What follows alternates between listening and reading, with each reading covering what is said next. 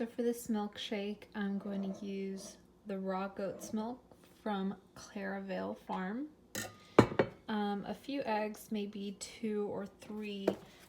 This is just a supermarket brand, but the highest quality I could find, organic, pasture raised. I'm sure that they're fed some grain, and I just can't help that out right now. This is sort of like the best access I have access to. And this is a raw butter from Organic Pastures, and it's pretty good quality. You can see the yellow color right there. I'll use some honey for sweetening, and of course it is raw, unfiltered honey, local to my area in Southern California, and that should help with the enzymes and with allergies if that's something you have. So let's make it.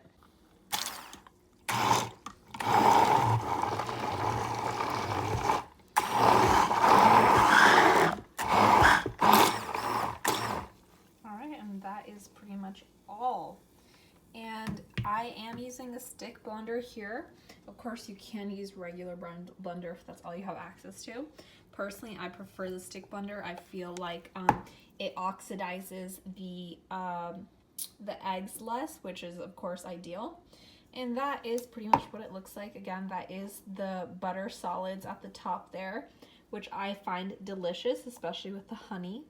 But if you do not like that, you can go ahead and either omit the butter or melt the butter before you add it to the milkshake.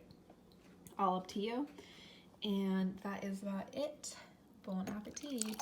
This is pretty much what I would have for breakfast every day. This is also a good snack or really any meal. This would also be good before dinner to help you sleep. So I hope you enjoyed.